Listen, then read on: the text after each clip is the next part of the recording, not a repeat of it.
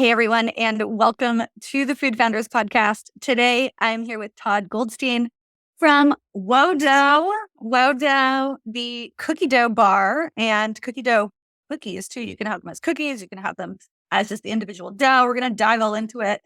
All of you guys who are cookie dough lovers out there, this is going to be for you. And we're going to dive into some pieces about how that Wodo got to where they are, some of the challenges they've overcome, and how you can get your hands on some Wodo. Todd, welcome to the Food Founders Podcast. Thank you. Thank you for having me. Can you open it up and just share with us, what is Wodo? Sure. Wodo's a line of cookie dough snack bars and ready to bake cookie dough that you can eat raw or bake into a delicious cookie. All of our products are plant-based, gluten-free, dairy-free, soy-free, egg-free, certified gluten-free, non-GMO, Project Verify, OU kosher, just meant to be that better for you cookie dough or cookie dough snack bar. Got it. And you guys have definitely gone, as you explained that there, you've gone above and beyond with making sure that everyone can have this. This is a very inclusive snack for everyone to be able to have, with making sure it's vegan, all the pieces, non-GMO. Was that very intentional from the beginning to make it like that? So when I started the brand, the number one goal was to be gluten-free. Myself and my three boys all have severe gluten allergies. And so when I thought about starting Wodo, I thought about when I was a kid, what was the one product I really loved and I would eat a ton of, which was cookie dough. And so as my kids were born and I got diagnosed with severe gluten allergy, I started looking on the marketplace and realizing that cookie dough wasn't something you would just eat out of a mixing bowl with a spoon anymore. It's something that was becoming more of a dessert. And so I thought if you can make this cookie dough snack bar as an on-the-go treat, people would love it. And we started with gluten-free first. And then as we started making the product, we recognized, well, not only are we gluten-free, we're also vegan and plant-based and egg-free. And we're like, oh, wow, now we're soy-free, right? So it's once you start going down the path of creating a product and you check one box, you look around and you say, what other boxes am I checking as well? That's what kind of led us to starting Wodo. And I say we're a gluten-free first company. Got it. That makes a lot of sense. Yeah, you solved this need that you had, and then you just were able to open it up to so many other people as well. And I think part of being an entrepreneur is solving a need you have, right? That maybe no one else has solved before. When I looked around the marketplace, I recognized there wasn't another cookie dough snack bar on the market at all that was ready to eat, shelf stable. And so that was an aha moment for me because there's a lot of protein bars, there's a lot of other just bars on the market. And I felt this is very much a differentiating product. And then for you, who do you see as your biggest competitors then? Is it protein bars? Is it gluten-free bars? Is it other cookie dough products? Like, where do you see your biggest competitors? You could say a candy bar is a competitor, a protein bar is a competitor, but really we think we've created something different and something that everyone loves. So it doesn't matter if you're a 3-year-old like my son Remy or a grandparent or a parent or a college student, like everybody loves cookie dough. And it's not something you're like, oh, well, I have to get protein today or I want zero sugar. We've really meant to create a better for you cookie dough snack bar experience. So we're lower calories, lower sugar, but we're real cookie dough with real ingredients. Got it. So real cookie dough with real ingredients. So I could take this bar right now, and could I go and make cookies with it? So that's interesting, right? So when we started the brand, we started out just by creating the cookie dough snack bars. And within about 6 months, people started asking us, can you bake the product? And we'd be like, you can bake it, but it's really not meant to be baked. Think about a bar as a cookie baked in an oven. They do taste good baked. And so that kind of inspired us to start working on a ready to bake cookie dough line. And so we actually started working on a little bit about 16 months ago. And we just launched in the last 6 weeks in 600 retailer locations across the US and with PlantX online. And we're already see that product. We're outperforming the category by 30%. Wow. Okay, that's huge. That is like great testament to people who are looking for this. And so that was really us recognizing one of the biggest things about being an entrepreneur is listening to your customers. And so if you even see coming out in the coming weeks or almost about a month and a half, is we actually just update the packaging based on going through the Mondelez Collabs program and seeing how do you become more in tune with what your customer's looking for? If you look at our packaging today, it just says Wodo, right? But what is Wodo? And I can send you a photo after the call, but we just made some major changes to our packaging where it really shows you what's in the package and what the package is Mhm. versus what is the brand. Interesting. And that's such an interesting piece because I think a lot of people go down the route that you did. Okay, we're gonna say brand first, people get what it is. Did you find consumer confusion about what it was which led to that? Or was it simply just looking at things differently as you get into it? So I think typically when you start a brand or you start a company, you start in one place and you think you got to put the line in the sand somewhere and say, okay, we're going to jump into market and see if we have product market fit. And we did that and we launched and have done very well. But then you start to get feedback. You start to work with experts like Mondelez through the collabs program. We've been doing it for probably almost 100 years as a company, brands like Ritz and Oreo. And so you're like, okay, what do you think of our packaging? And they're like, hey, have you thought about this? Or do you see these issues? And then we had access to some tools. We were able to actually have our package analyzed. And it was like, oh, yeah, that makes sense. Our key message is down here, but you don't even see it. Once you see where the gaping holes are, you're like, okay, how quickly can we improve these? Because we know that we have a really good product, and but the consumer needs to know that. I think they say a consumer needs to see your product 10 times before they pick it up. And so you got to make sure when they do see it that time, they really want to grab it. That makes sense. I'm curious to hear more. How did you find the experience with the program? I'm sure it was very insightful, even just getting insights to some of the tools and things like that they have. But was it was it what you thought? Did it open your eyes to a whole bunch of different things? What was the whole experience like? So the program was amazing. So 12 weeks in person, virtual, you have access to mentors, industry experts. It really helps an emerging brand like Wodo. Our mentors were able to help us identify more efficient ways to source our ingredients, which helped increase our gross margins, right? They helped us identify how to change our packaging, not just by analyzing, but saying, okay, working with people within Mondelez who make those decisions for billion-dollar brands. And so for anyone who's an emerging brand, I highly recommend looking for programs like the Mondelez Collabs program, just because the impact it can have on your brand. And especially in their case, they don't want anything. They truly just want to pick 9 emerging brands they think have a chance to make it and help them try to get to that next level. And you're not giving up any equity. It's fully a grant. Like those things for a brand can really make or break you. And actually, I'll tell you one quick thing. Last November, so November of 22, I originally applied for the program and we actually got rejected. And so I kept following up with them and sending them new innovation I was working on. It was actually because of some of our newer innovation that we got accepted into the program. Hmm. And it was actually, so it was my persistence, Yeah. then also their belief in the innovation we were able to create that allowed us to get in. And it's really, I have formed a really great bond with the team that was part of our collab experience where I'm, probably more than twice a month, I'm still in touch with my mentors. That's great. And I'm sure too, they saw that tenacity of you as a founder and were like, hey, let's be honest, the CPG industry is not an easy one. And it takes that grit to continuously follow up, show up.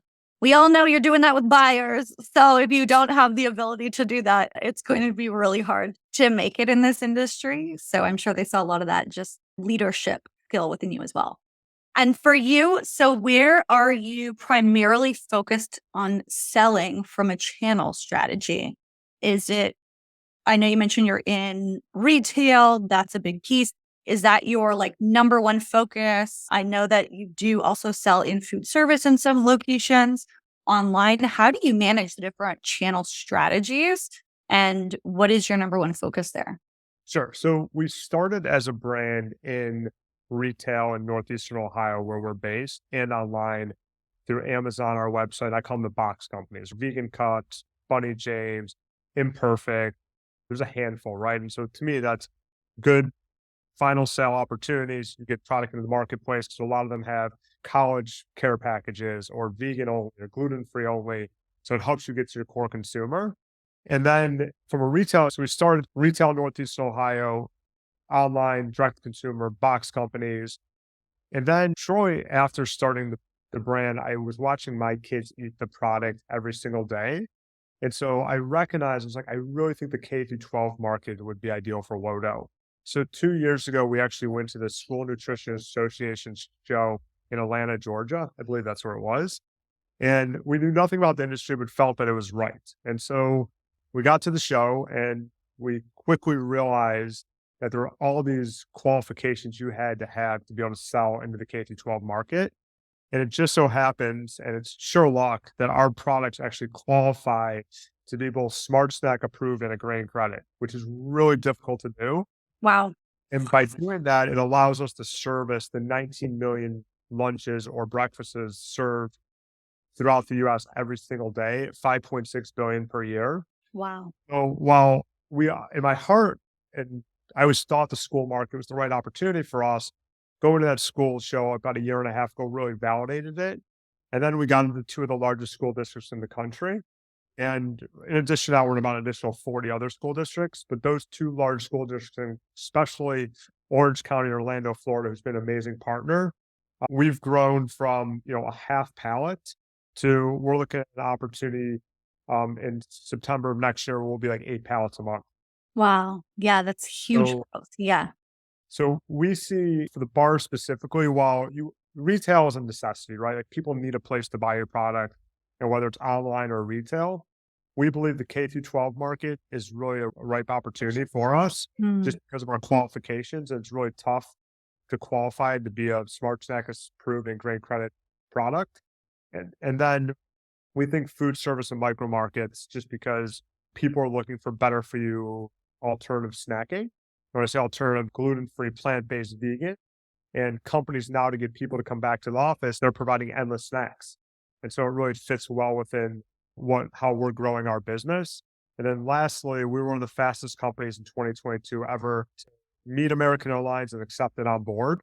And so we're actually in the first class basket on American Airlines.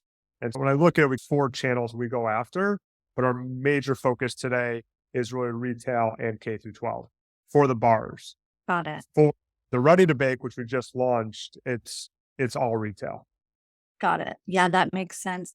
And I love the strategy that you are in all these different locations. You're in offices where people are going to be able to get the product there, but then I like it there. I want to go buy it somewhere. I'm going to go to my retailer, obviously. Same with the K to 12. My child loves this. Ding, ding. That's hard half the time. Great. Where can I go and get this? It's going to drive in retail. And then obviously just the brand association with being first class on airlines allows people to have that strong brand connection and then go in retail and find it. And really, you've got to hit consumers everywhere. It's Mhm. really, as you alluded to earlier, it's really difficult to build a CPG brand. And we launched in market in January of 21, so in the middle of COVID. And so it's really been a lot of trying different things and understand, okay, cookie dough touches so many people. So how do you meet our consumer where they are? So if it's a kid, you're going to get them in school, right? If it's a mom who's shopping at Target, we're launching there in June. So it's catching people where they are and giving them the opportunity to have a cookie dough snack, whether it's our bar or our ready to bake, they can eat raw or bake cookies with their family at home. Got it. Yeah, it makes sense. You've done a really great job with the omni-channel presence here. And did you have any experience selling into retail before, selling into food service before? What did that look like before you started Wodo? Yeah, in 2008, I launched a company in Northeast Ohio called Launch House. And the idea behind it was Cleveland was the turn of the last century is a really thriving industrial city. And it really, I don't say lost its way, but it wasn't very entrepreneurial when I was a kid. When I came out of college, I decided to move back home. I went to work for a medical technology startups company and really fell in love with the space. And then I started looking at all my friends who were moving to other thriving cities. And I was like, what do they have there that we don't have here? And it was really a community for like idea stage entrepreneurs. Hmm. So I started this company called Launch House with this idea that we would create a space, a community, and a culture, and access to resources for entrepreneurs who just had ideas and wanted to get funding to build proof of concept. So we'd provide like very small amounts of seed capital to prove their concept, and then they'd go on to raise follow-on funding from outside investors. And Today, Launch House still exists. It's more of now like a community co-working space or Got it. community accelerator where you have a lot of small businesses working in one space. But for Wodo, that was so important because as I thought about launching the business, I went right into my own space and said, okay, here's version one, here's version five, here's version 15, now here's version 20 or 25. And so by getting that feedback from people that were college students, adults, grandparents, and everything in between, helped us really hone in and say, okay, here's the product we're going to go to market with. And then getting real consumer feedback outside of people at our co-working space and others continuously to refine our products. That continuous feedback piece makes so much sense. You had this wonderful incubator that you created to get this feedback. And I'm sure just being surrounded around those ideas over the years too, just helped you solidify how to bring this to market. 100%. And even with the knowledge of incubating companies, you still make mistakes. I still make plenty of mistakes. We still make mistakes. It's really tough to build a business. And we've had a lot of very early success, but I think it's really about being a part of a community and really helping each other. Yeah, and the CPG community really is a special one compared to a lot of other ones for sure out there. 100%. For you, what were some of the biggest challenges that you had to overcome throughout this? Obviously, there's so many different pieces in running a food business. What was one of the biggest challenge areas for you that really tested your tenacity, tested your ability to like problem solve? What was that for you in your business? So I think when I first launched Wodo, the idea behind Wodo, we were working with a manufacturer in California, and they're both our manufacturer, and I was working with them on creating the recipe. And I had ideas and creating it, and working with them, and I really realized in short order that sometimes you set out to create something, and then you get the first products back, and you're like, oh my god, this is completely opposite of what I'm trying to create. If I think about our first versions, they were like a 4 ingredient, very clean protein bar that had a hint of cookie dough. Seriously, and I actually still have some of those bars, and sometimes we'll open them up, and they're like, "Man, how did we start here?" And then, finally, when we came to market, we actually decided to move our manufacturing to Northeastern Ohio because very big believer that you want to be able to get in a car and drive to where you can manufacture and be there and be able to test the product as it comes off the line. And as we evolve, moving our manufacturing and then really utilizing more of an internal resource to develop all of our recipes Mhm. and really not worrying so much about being everything to everyone, but being what we sought out to create, which is a cookie dough snack bar that is better for you. So it has all those key attributes, but really tastes good. Yeah, as you described that previous bar, I'm like, that's so different. This feels indulgent. It feels indulgent. It feels fun. And you can feel good about it because of everything that's in it and what's not in it. But it definitely has that fun, full flavor. I'm not sacrificing. It's not like protein bar has to choke back. It's no, I want to enjoy this. And that was really the goal. And so when we created the ready to bake, it was so easy because it was like, I think it took us like 3 tries because we knew exactly what we were going for. Like, how do you make Nestle Toll House, but allergen free? Right. Pillsbury, but allergen free. How do you make your best grandma's chocolate chip cookies allergen free? And so it was building on the foundation of our current recipes for our bars, but then making them just full indulgence. Got it. And so, right, and you just launched, I know you just launched the Ready to Bake. The feedback that you are getting from retailers when you were launching it and even from consumers right now, was that like a no-brainer? Was it a no-brainer sell into retailers? Yeah. So I was pretty confident we had something when we got rejected from Mondelez, and then we started sending them our ready to bake product, and then we got accepted into the program. Mm. And so I was like, okay, they think this is good.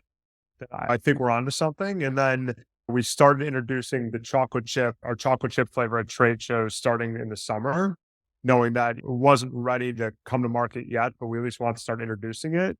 And watching consumers or retailers at the trade shows not just come for one cookie, but come back like over 3 days, like 5, 6, 7, 8, 9, 10 times.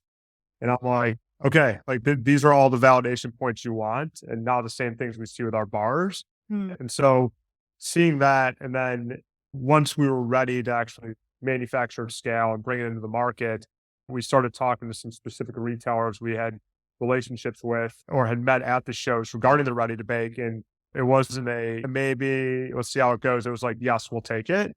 And then it was like, oh, shoot, we've already oversold our first manufacturing run. Now we need to run another one. And then, oh no, we've now oversold that. And so that continuous like feedback from the buyers that, yes, we want this. And then when we hit the shelf, like the week before Thanksgiving, and in some stores, we sold 40 units in 2 days, where the industry average is like 2.5 units. Or Wow. and, Yeah. and, it, and these are not even stores in our own backyard, right? These are stores in the middle of Pennsylvania. Huh. And so we're like, okay. And again, that's not going to be everywhere all the time. And then just yesterday, looking at our sales data from the true first 30 days of being in the market, and we're like, okay, here's the category, here's us, and we're outperforming. Mm. Those are all the signs that we've created something that consumers really want. And so now it's about just accelerating. Yeah, absolutely. That's got to be so exciting. They become like your babies and you're so excited about putting it in market. But then when you start to see the sales validate that so quickly, and even the fact that selling out your orders so quickly, it's gotta get you really excited. Yeah, it's really exciting. And I think, going through the Mondelez program, and not to reference it again, by understanding where the deficits were in our bar packaging, we were able to quickly look at our ready to bake package. Okay, we're going to proactively design this based on where we're going with our bars. Right. You, if you look on social, you'll see there's photos of our ready to bake on shelf, and it's just for that space where you have Nestle, Toll House, Pillsbury, Sweet Lawrence, and now us. You can see our packaging just really is bold and stands out, and it really speaks to who we are as a brand. Yeah, because your packaging is, it's so bold, it's so beautiful. Like it really stands out. I'm sure it's like continuously just getting like shaking up that part of the store as well in terms of getting people to look at it differently where you maybe have walked past it over the years or you've just bought one because there's no other solutions, right? How many categories are out there where people just buy a product because there's nothing better and then they're like waiting for a product like this to like finally meet the demands that they really have. 100%. And I'm curious, how did you and how do you continue to get the word out there from a consumer perspective? How do you continue to educate consumers about this product, where they can find it? What does your marketing efforts look like? So last year we did 40 trade shows, both Wow. industry and consumer facing. This year we'll dial it back, but our strong belief was that because we're at a retail forward facing show, everyone who works all those booths are our consumers as well. So you'll see our team does not just sit and wait. We're actively out there. We are actively out there handing products out to every booth out there, like engaging people. So trade shows is one. Two, the airlines has been a huge boost for us. Just we were moving 8,000 bars a day on American Airlines. So that's a lot of new consumers trying our product. We do a lot of stuff like field marketing. So it's Mm. just all about getting product in people's hands, demoing our bakables in the stores. Really just at the end of the day, if people don't try it, they don't know to buy it.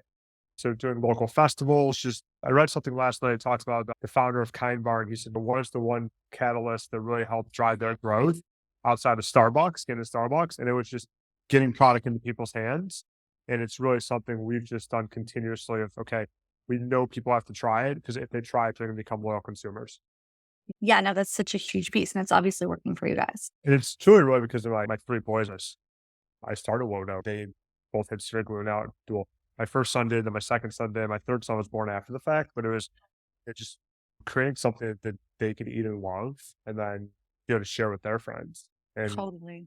And it's being in the schools now and seeing how kids can get on menu for breakfast or lunch. You're like, wow, like you're giving kids something that's better. It's all very clean ingredients, so it's something that's better for you.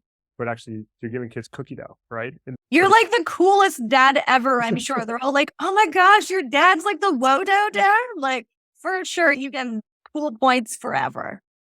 tried. I took my son Henry to his first trade show a few months ago, and he was rocking it. And of course, after about an hour, he didn't want to hang with me. He wanted to hang with Cam, our sales guy. He's 24, right out of college. Like they were going to all the booths, and I was like, oh man, I'm not that cool. He'll come back around. He'll come back around. All of his friends are still like the super cool dad for sure. And We talked about a lot of places where people can get the product. If people, where can people go and find you if they're like, oh, I need to get my hands on some of this Wodo?